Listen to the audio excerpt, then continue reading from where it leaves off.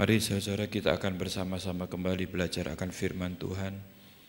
Kita akan melihat bersama-sama pagi hari ini. Memang semua kebenaran firman Tuhan yang diajarkan di tempat ini adalah untuk mempersiapkan kita semua untuk bisa ikut di dalam pengangkatan pada saat Tuhan Yesus datang. Meskipun tantangannya banyak, saya yakin saudara, semakin tantangan banyak, seharusnya kita akan semakin ingin terus mendekat dengan Tuhan, ingin mengalami hal-hal yang semakin nyata bersama dengan Tuhan. Tuhan itu sebetulnya nyata, saudara. Kita akan belajar bersama-sama tentang hal ini, bahwa Tuhan itu nyata. Memang Tuhan itu tidak tampak, tetapi Tuhan itu nyata. Saudara dan saya menyembah kepada Tuhan yang nyata, the real God. Bukan sesuatu yang dibayang-bayangkan atau sesuatu yang mogah-mogah atau mudah-mudahan, tapi semuanya itu nyata. Bukan sesuatu yang seperti bohongi anak kecil, sesuatu yang diajarkan itu bukan satu fakta dalam kehidupan, tapi sepertinya nanti kalau misalnya ada banyak pelajaran-pelajaran yang sepertinya tidak mungkin, ya, sesuatu yang tidak mungkin. Misalnya surga itu dibayangkan bagaimana untuk bisa nyampe ke surga, bagaimana sulitnya, seperti menyeberangi jembatan dari rambut misalnya. Nggak mungkin kan rambut. Dan ya kadang-kadang kemudian ada, kalau kita melakukan hal yang baik, mungkin akan terjadi satu reinkarnasi, menjadikan kita menjadi makhluk yang lebih baik, tapi dalam kenyataannya tidak demikian. Saudara, kita punya the real God. Kita punya Tuhan yang nyata. Memang tidak nampak, tapi nyata. Bisa saudara dan saya alami dalam kehidupan kita. Dalam bentuk apa, saudara? Pengalaman-pengalaman yang kita bisa alami. Melalui pertolongannya, misalnya. Melalui pertolongannya. Melalui perlindungannya. Melalui penyertaannya. Dan ada banyak lagi, saudara. Melalui pembelaannya dalam kehidupan kita. Sejak awal firman Tuhan itu muncul, manusia bisa semakin mengenal Tuhannya dengan lebih mudah. Sebelum firman Tuhan itu ada, saudara, manusia dengan Tuhan hubungannya itu ya dalam kehidupan sehari-hari ini. Tapi setelah firman Tuhan ada, kita bisa belajar dari pengalaman-pengalaman pendahulu-pendahulu kita. Para nabi, hamba Tuhan sebelum kita, bagaimana mereka mempunyai pergaulan yang karib dengan Tuhan. Bagaimana di dalam sejarah yang tercatat, ini bukan sesuatu yang tidak terjadi, tetapi sejarah mencatat bagaimana keluarnya bangsa Israel dari Mesir, bagaimana kemudian bangsa pilihan ini menuntut seorang raja, bagaimana Tuhan terus berkomunikasi melalui para nabinya, kemudian mengangkat raja. Kemudian raja ini tidak taat akan firman Tuhan, ditolak sama Tuhan. Nyata itu. Bukan sesuatu yang tidak nyata. Ini gambaran yang nyata sebab sejarah mencatat. Bagaimana kemudian Daud menggantikan Raja Saul dan Daud diperkenan sama Tuhan. Ada nubuatan bagaimana keturunan Daud ini akan melahirkan seorang yang luar biasa, yaitu Mesias. Dan itu nyata, saudara. Sejarah mencatat, bukan sesuatu yang fiktif, bukan sesuatu yang tidak nyata, tapi semuanya nyata. Makanya kita punya Tuhan yang nyata. Kehidupan para hakim misalnya, hakim-hakim sebelum raja diberikan sama Tuhan, Israel, bangsa pilihan ini dipimpin sama hakim-hakim. Selama ada hakim-hakim yang memimpin, umat Tuhan ini bisa hidup di dalam jalan Tuhan. Begitu tidak ada hakim-hakim atau umat Tuhan ini menjauh dari Tuhan, Tuhan izinkan bangsa-bangsa lain menjajah mereka. Kemudian setelah mereka mengadakan pertobatan, Tuhan menolong mereka. Saudara, melalui pertolongannya, melalui perlindungannya, melalui pembelaannya, nyata, Tuhan itu nyata, saudara. Sebelumnya bagaimana Tuhan memimpin bangsa Israel di padang gurun, minta daging, dikirim burung puyuh, minta roti, dikirim mana? 40 tahun itu terjadi. Nyata semua. Satu kenyataan yang dialami oleh mereka. Nah, kita karena sudah ada firman Tuhan yang tertulis, kita bisa belajar. Nah, kalau kita belajar, ini bukan cuman kita tahu, saudara. Orang kalau belajar jadi tahu. Sejak sekolah minggu kita diajar bagaimana cerita-cerita di dalam firman Tuhan. Bagaimana Nuh diperintahkan untuk membangun Batra. Bagaimana Musa diperintahkan membangun tabernakel, bait suci. Itu Tuhan nyata berbicara langsung melalui perantara para nabinya. Nyata, Tuhan kita itu nyata, saudara. Jangan pernah kita diragukan lagi oleh berbagai-bagai fakta di sekitar kita karena bermunculan yang mengaku sebagai Tuhan. Sehingga banyak orang bingung akhirnya. Saudara, kita harus punya prinsip bahwa kita punya Tuhan yang nyata. Jangan pernah bisa diganti dengan Tuhan yang lain. Amin. Justru kalau bisa kita semakin memberitakan, ini loh, aku punya Tuhan yang nyata. Nah, karena ada tertulis, kita bisa belajar dari firman Tuhan, menjadikan kita tahu. Tapi kalau kita berhenti sampai sekedar tahu, kita belum yakin kalau kita punya Tuhan yang nyata, saudara. Tapi kalau kita mengalami sendiri secara pribadi, melalui pengalaman-pengalaman yang nyata, kita baru semakin diyakinkan, oh iya, memang kita punya Tuhan yang nyata. Ya, Tuhan mewujudkan melalui pertolongannya, melalui di dalam kehidupan setiap orang yang mengandalkan Dia, yang berharap kepada Dia, yang percaya kepada Dia. Tuhan itu nyata. Saudara, bukan pada setiap orang, bahkan orang Kristen pun belum tentu yakin kalau punya Tuhan yang nyata, saudara. Buktinya, saya dilahirkan di tengah-tengah keluarga Kristen, tetapi saya tidak yakin itu dulu. Saya pikir, ya kalau saya mandang langit gitu, apa ya di belakang langit itu apa ya? Memang ada lagunya saya hafal, belakang langit biru ada mahkotaku. Saya bisa lanjutkan, tapi bagaimana bisa dapatkan mahkota itu? Jauh. Setelah kita mengalami, hari-hari di mana setelah saya dilahirkan kembali, punya pengalaman-pengalaman pribadi, baru jalannya seperti ini toh, untuk bisa mengalami Tuhan yang nyata itu. Nah, dari situ saudara, kita akan diyakinkan. Kita akan belajar dari beberapa peristiwa atau pengalaman.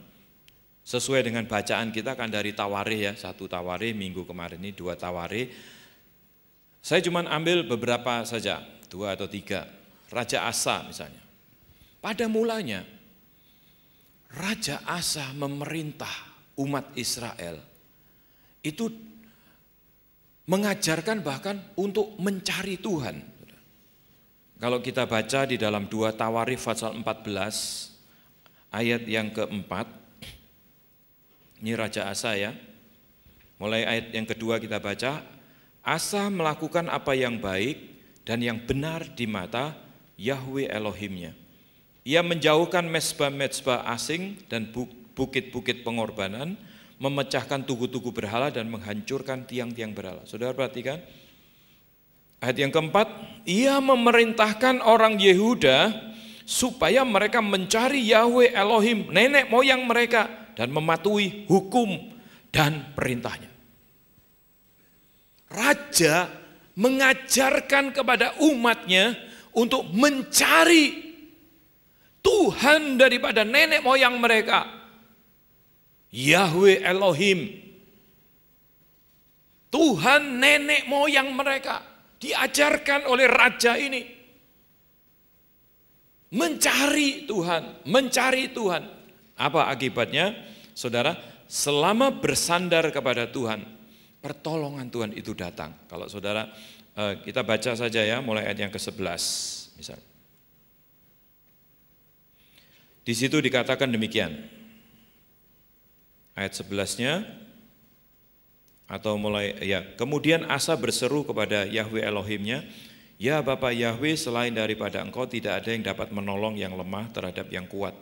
Tolonglah kami ya Yahweh Elohim kami, karena kepadamulah kami bersandar dan dengan namamu kami maju melawan pasukan yang besar jumlahnya ini. Ya Bapa Yahweh, Engkau Elohim kami, jangan biarkan seorang manusia mempunyai kekuatan untuk melawan Engkau. Dan Bapa Yahweh memukul kalah orang-orang Etiopia itu di hadapan Asa dan Yehuda. Orang-orang Etiopia itu lari, lalu dikejar oleh Asa dan laskarnya sampai ke Gerar. Dari orang-orang Etiopia itu amat banyak yang tewas sehingga tidak ada yang tinggal hidup karena mereka hancur di hadapan Yahweh dan tentaranya. Orang-orang Yehuda memperoleh jarahan yang sangat besar. Mereka mengalahkan semua kota di sekeliling Gerar karena ketakutan dari Bapa Yahweh menimpa penduduknya. Mereka menjarai semua kota itu karena jarahan yang besar terdapat di situ. Tenda-tenda pemilik ternak pun direbut mereka dan banyak kambing domba. Dan unta diangkutnya sebagai jarahan, lalu mereka kembali ke Yerusalem. Saudara, kalau kita perhatikan ya, ayat 9, berapa banyak Serah orang Etiopia itu maju berperang melawan Asa. Ayat 9 di situ dikatakan Serah orang Etiopia itu maju berperang melawan mereka dengan tentara sebanyak 1.000.000 orang dan 300 kereta. 1.000.000 orang pasukan.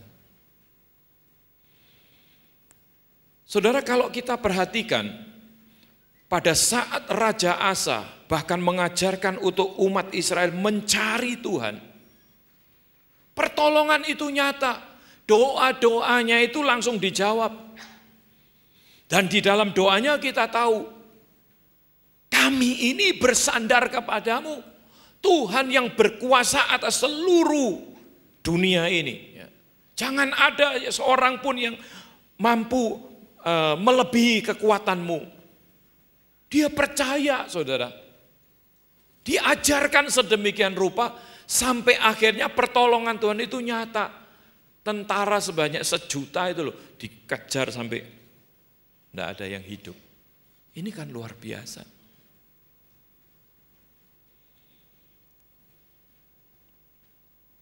Raja Asa masih mau mendengar suara Tuhan melalui hambanya pada mulanya. Tapi itu berlangsung 35 tahun.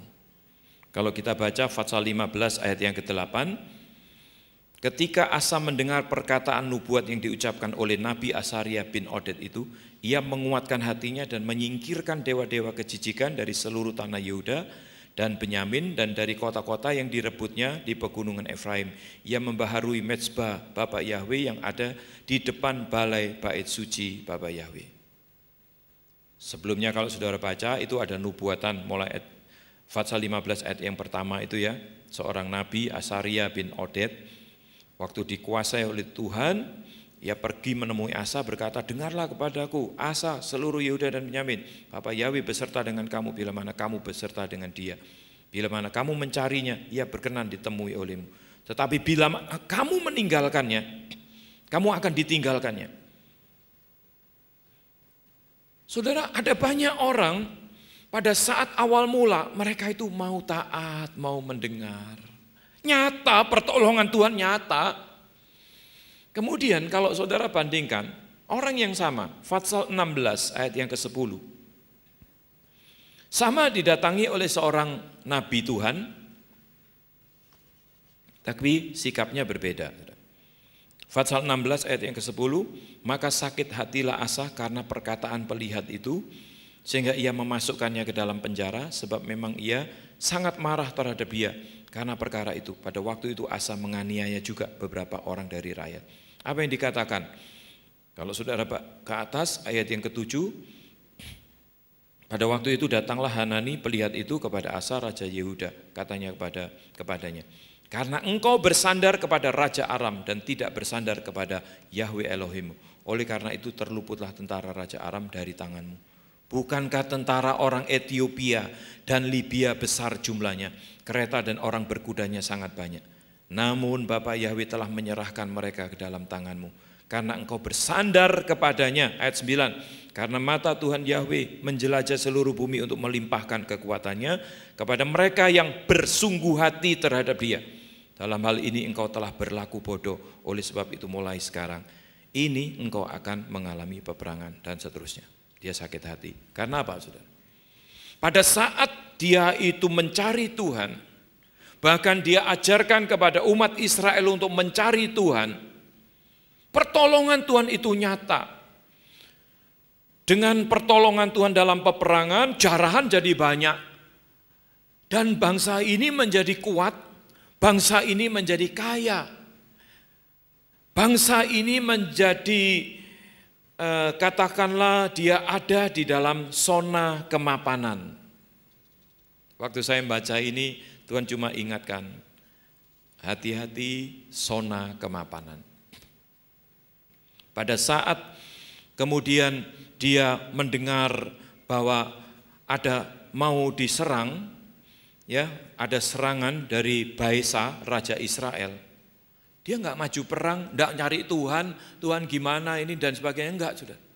Dia ambil emas kekayaannya, diberikan kepada raja Aram, suruh memerangi Baesa, raja Israel. Dia sendiri enggak mau turun perang. Ini zona kemapanan, saudara.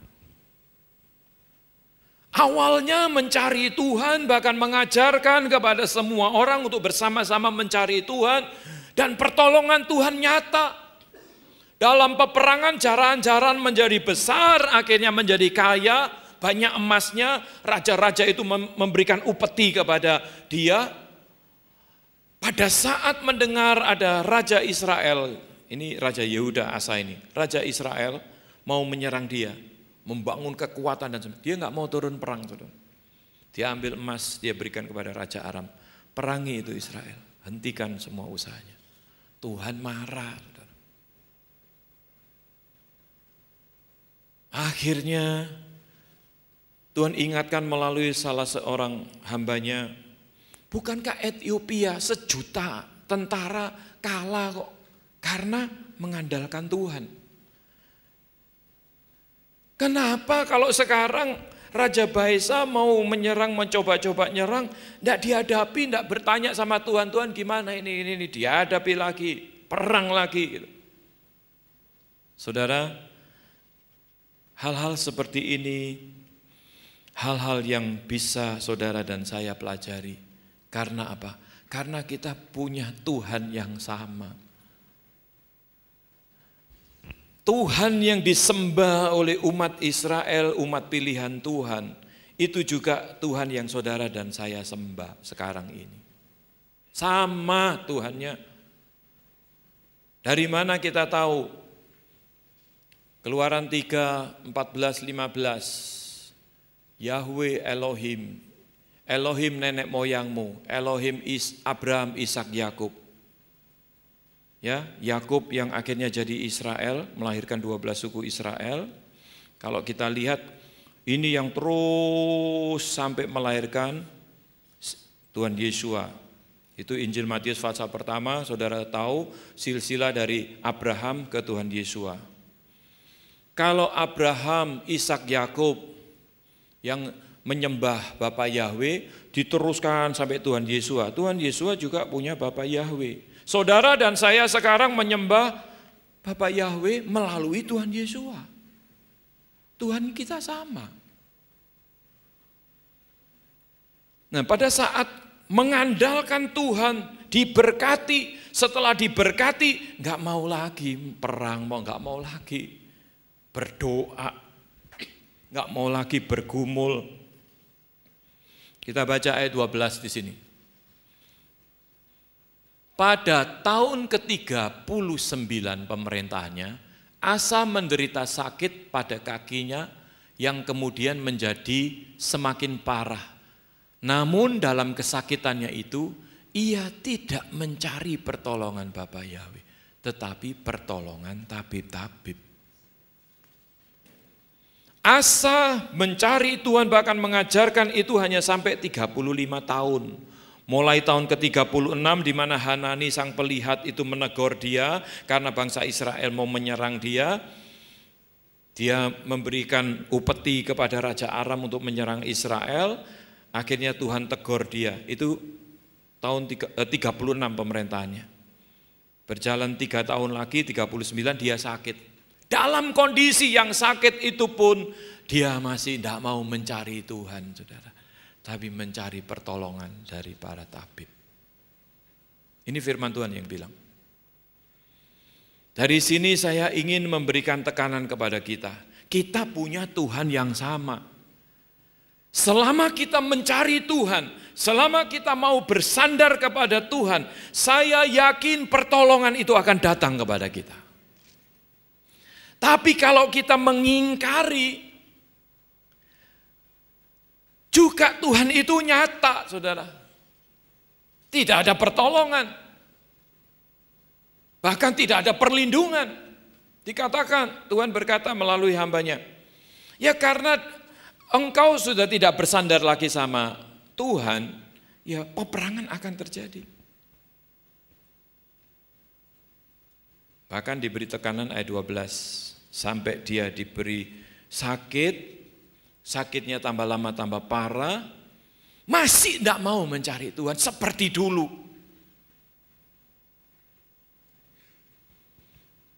Akhirnya sakitnya ini yang membawa kematian dia.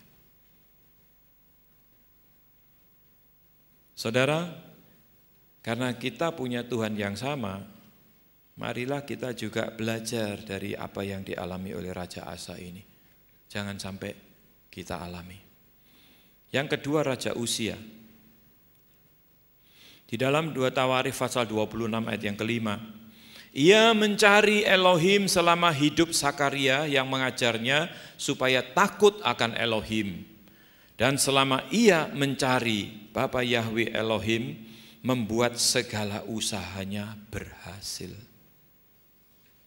Ini Raja Uzia, raja yang lain, nggak tahu sudah cicit keturunan keberapa dari Raja Asa tadi. Saudara, kalau kita lihat di sini, ya Uzia ini masih kecil waktu ditobatkan, dia punya wali, yaitu yang bernama Imam Sakaria. Kita akan baca dulu ya ayat-ayat yang sebelumnya, ayat 1. Pasal 26 dari 2 Tawarikh, segenap bangsa Yehuda mengambil Uzia yang masih berumur 16 tahun dan menobatkan dia menjadi raja menggantikan ayahnya Amasya. Ia memperkuat Elot dan mengembalikannya kepada Yehuda sesudah raja mendapat perhentian bersama-sama dengan nenek moyangnya. Uzia berumur 16 tahun pada waktu ia menjadi raja dan 52 tahun lamanya ia memerintah di Yerusalem. Nama ibunya ialah Yekolia dan dari Yerusalem. Ia melakukan apa yang benar di mata Tuhan Yahweh, tepat seperti yang dilakukan Amasya ayahnya.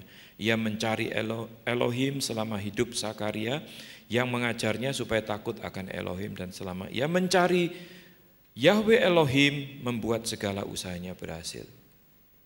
Saudara perhatikan, pertolongan Tuhan datang. Sama, diberkati Tuhan, perang menang. Kemudian kalau kita lihat saudara, ya ayat yang kelima tadi, selagi mencari Tuhan. Setelah menjadi kuat, dia menjadi sombong. Ayat 16. Setelah ia menjadi kuat, ia menjadi tinggi hati, sehingga ia melakukan hal-hal yang merusak.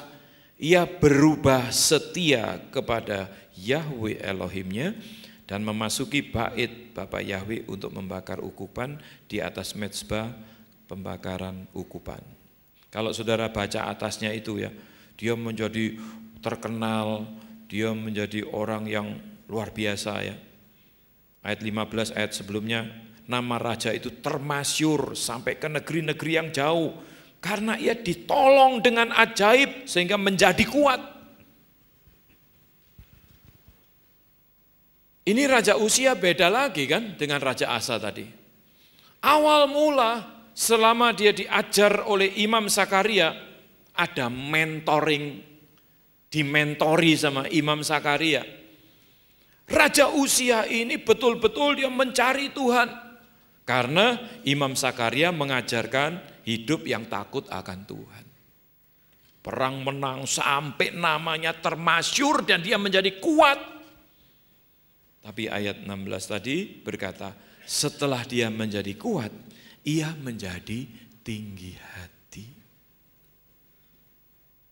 Bayangkan, saudara. Tidak menjamin ya hari ini kita mempunyai kehidupan takut akan Tuhan. Tidak menjamin kalau kita hari-hari ini masih punya kerinduan bergairah untuk Tuhan. Tapi biarlah kita terus tetap setia sampai ke akhir. Kita bisa belajar dari semua apa yang dialami oleh raja-raja ini. Setelah ia menjadi kuat, ia menjadi tinggi hati, ayat 16 tadi ya. Sehingga ia melakukan hal-hal yang merusak, ia berubah setia kepada Bapa Yahweh Elohimnya dan memasuki ke bait Bapa Yahweh untuk membakar ukupan di atas mezbah pembakaran ukupan. Saudara, di sini kita bisa belajar. Pada saat mula jika Tuhan memberkati kita dan menjadikan kita besar, termasyur dan sebagainya, sebetulnya itu hanyalah satu titipan yang Tuhan percayakan kepada kita. Dan itu Tuhan yang menjadikan seperti itu. Kalau kita terus menyadari, saya yakin Tuhan akan terus tetap memakai kita. Tapi begitu kita sombong, seolah-olah itu segala upaya kita yang menjadikan kita bisa besar, bisa menjadi kuat, bisa menjadi kaya, bisa menjadi termasyur, bisa menjadi ya besar yang luar biasa, berpengaruh dan sebagainya. Di mana kita tidak bisa melihat Tuhan, di mata Tuhan kita menjadi tinggi hati. Tuhan langsung bisa mengubah itu. Kalau kita lihat dari akhir kehidupan Raja Uzia, saudara, akhirnya dia mau mengambil alih tugas imam. Dia merasa siapa imam? Saya ini raja, raja yang besar, raja yang termasyur. Siapa imam? Tapi saudara, akhirnya dia kena kusta ya. Kalau kita lihat baca seterusnya, begitu imam memperingati dia, engkau raja, engkau enggak berhak. Itu tugas imam yang Tuhan sendiri sudah tetapkan. Akhirnya dia marah, imam kok mau merintah-merintah dia. Kena kusta, ya saat itu juga. Akhirnya dia diasingkan sampai matinya. Penyakit kustanya enggak sembuh. Tuhan itu nyata loh saudara. Kita punya Tuhan yang nyata. Kalau kita mencari dia, kalau kita bersandar kepada dia, kalau kita berharap sama dia, pertolongan datang untuk menolong kita. Perlindungan datang, pembelaan itu datang.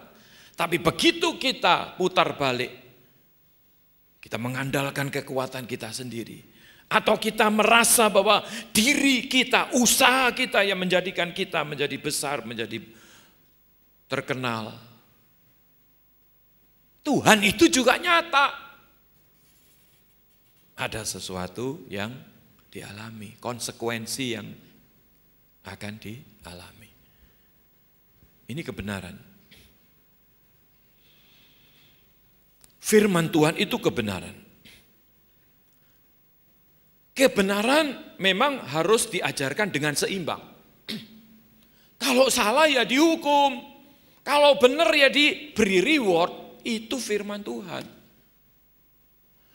Seseorang yang mencari Tuhan, seseorang yang mengandalkan Tuhan, seseorang yang berharap sama Tuhan, Tuhan menolong dia, Tuhan membela dia, Tuhan memberkati dia.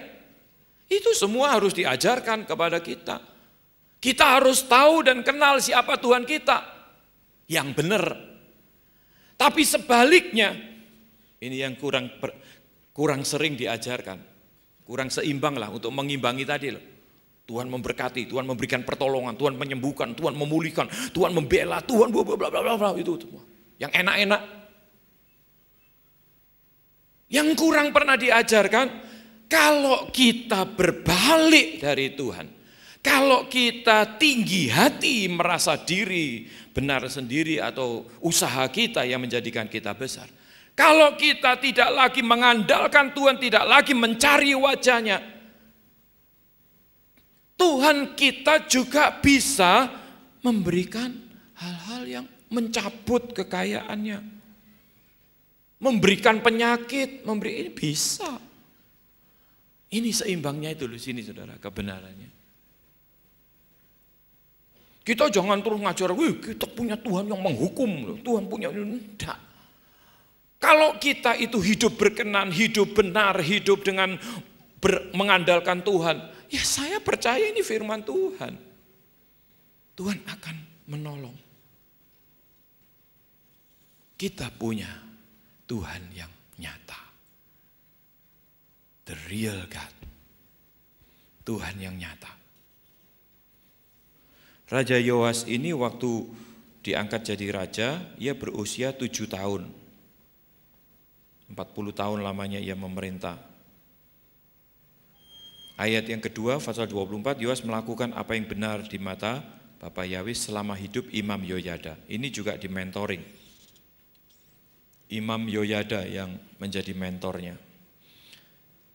Selama hidup Imam Yoyada, Raja Yoas melakukan apa yang benar.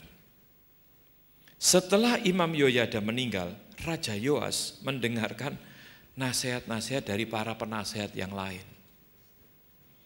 Kalau kita baca ayat yang ke-17,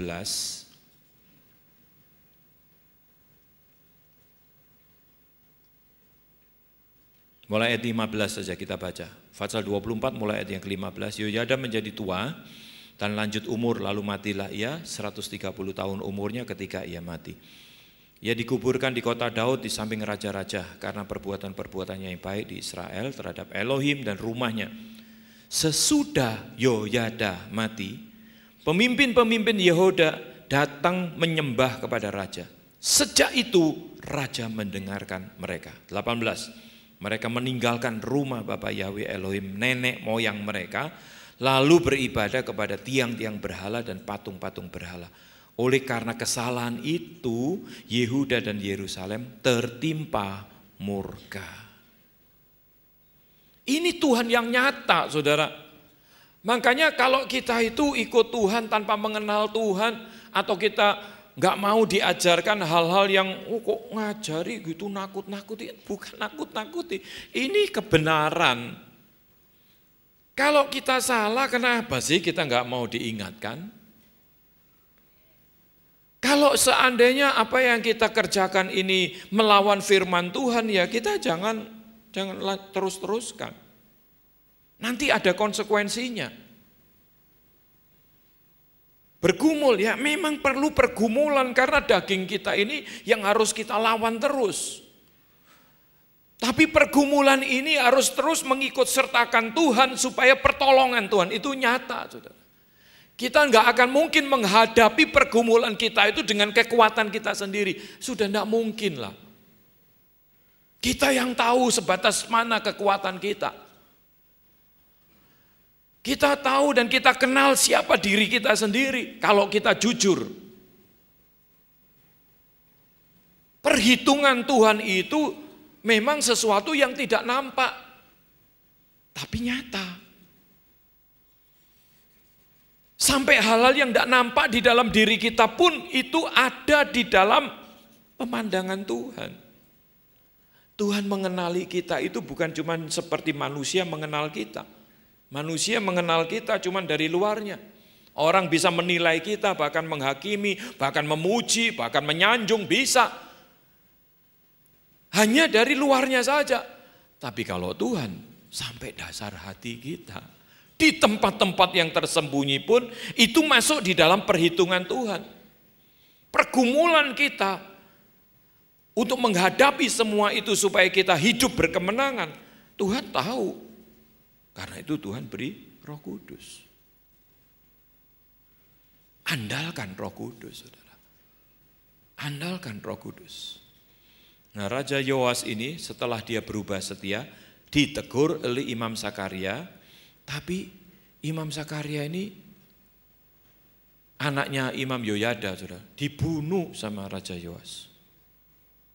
Dikatakan di dalam ayat 20 sampai 22 ini ya, coba kita baca aja. Dia tidak tahu berterima kasih, ditulis di situ. Ayat 20, lalu roh Elohim menguasai Sakaria, anak Imam Yoyada.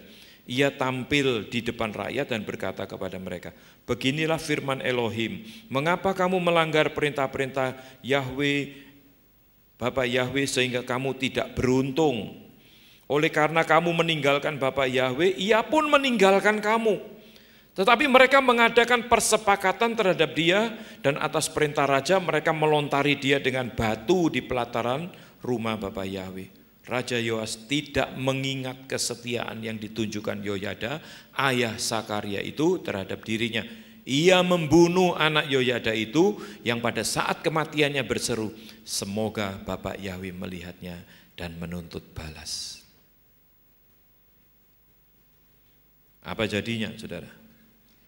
Kalau kita lihat akhirnya Raja Yoas ini hidupnya berakhir dengan tragis, dan yang lebih ini ya, dalam peperangan dia luka-luka, akhirnya dia meninggal. Ayat 25 ya, ketika mereka pergi daripadanya mereka meninggal dengan pegawai-pegawainya mengadakan persepakatan terhadap dia karena darah anak Imam Yoyada, Imam Sakaria tadi, lalu membunuhnya di atas tempat tidurnya. Ia mati dan dikuburkan di kota Daud, tetapi tidak di pekuburan raja-raja. Raja-raja yang berkenan hidupnya ada kompleksnya sendiri. Bahkan imam-imam yang hidupnya berkenan pun dikubur di kompleks raja-raja Yehuda. Tapi raja-raja yang jahat tidak dikubur di kompleks itu. Raja Yoas ini termasuk salah satu raja yang pada saat dia meninggal tidak dikubur di kompleks raja-raja yang benar tadi. Saudara, ini adalah Tuhan yang kita kenal, Tuhan yang kita sembah.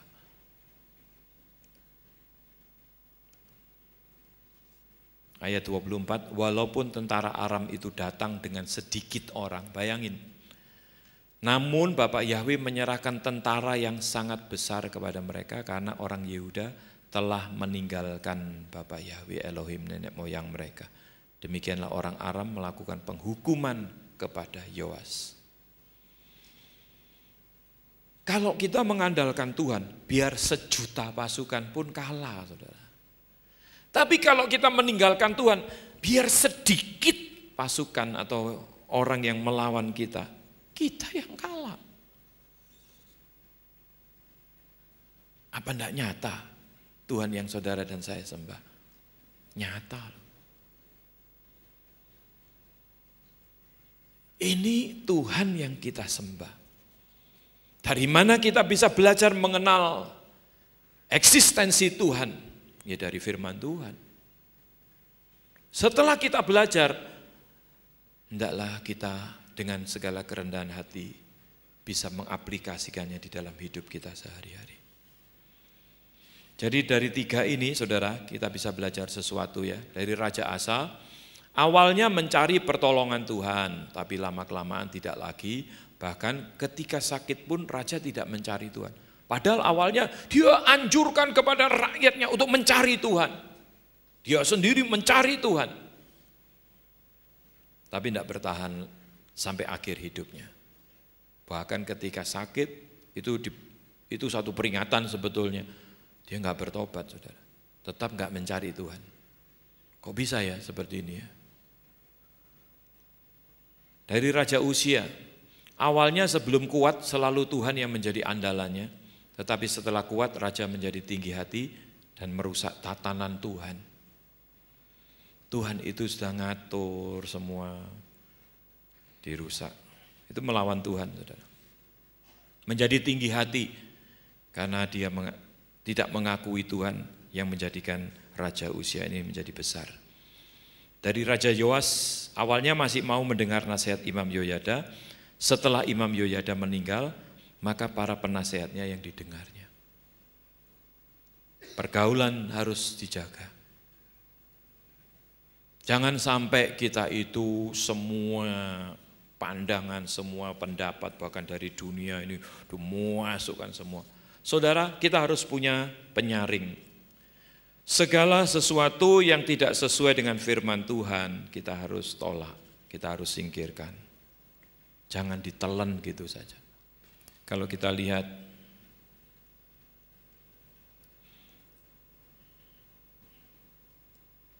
jangan seperti Raja Asa, tetapi cari Tuhan terus sampai dia berkenan untuk ditemui olehnya. Jangan seperti Raja Uzia, tetapi sampai kapanpun percayalah semua itu dari Tuhan datangnya. Jangan seperti Raja Yoas, di mana imannya itu bergantung sama manusia. Manusia tetap manusia siapapun dia. Tapi biarlah andalan kita itu tetap Tuhan. Dia adalah Tuhan yang real, Tuhan yang nyata. Kalau kita mempunyai kebergantungan sedemikian rupa, dan itu harus kita lakukan sampai ke akhir, saya yakin saudara, hidup kita itu akan menjadi indah. Sampai akhir hidup kita, Tuhan akan berkata kepada kita, masuklah engkau, hai hambaku yang setia, hambaku yang baik, ke pesta perjamuan Bapakku. Itu yang menjadi kerinduan kita semua kan, untuk kita bisa bersama-sama dengan Tuhan. Saudara, manusia ini rapuh. Manusia itu rapuh sebetulnya. Saudara. Tapi bersama dengan Tuhan sampai ke akhir, itulah yang Tuhan mau. Kita punya Tuhan yang nyata. Andalkan Tuhan, pertolongan itu akan datang. Kita punya Tuhan yang nyata. Bersandar sama Tuhan, Tuhan tidak akan pernah tinggalkan kita. Andalkan Dia, percaya kepada Dia, berharap sama Dia. Saya percaya Tuhan tidak akan pernah mengingkari firman-Nya. Tapi kalau sebaliknya, ya kita sudah tahu segala konsekuensi yang dihadapi. Itu Tuhan yang adil. Tuhan memang penuh dengan kasih karunia. Tapi Roma pasal 2 ayat 4, anugerah Tuhan atau kasih karunia Tuhan itu diberikan kepada kita untuk menunggu pertobatan kita. Jangan saudara berkata, saya melakukan dosa tapi biasa aja kok, berkatnya masih terus mengalir, masih aman-aman saja, masih ini, itu anugerah saudara. Jangan diterus-teruskan. Itu anugerah, kesempatan menunggu kita bertobat. Ikuti apa yang firman Tuhan ajarkan. Karena kita punya Tuhan yang nyata. Tuhan yang masih berbicara, Tuhan yang masih memberikan perlindungan, Tuhan yang masih mau menolong kita, Tuhan yang masih mau ditemui, Tuhan yang masih mau kita itu bergantung sama Dia. Dia masih mau, Dia masih membuka diri terus. Itu Tuhan yang kita sembah. Mari kita sama-sama tunduk kepala.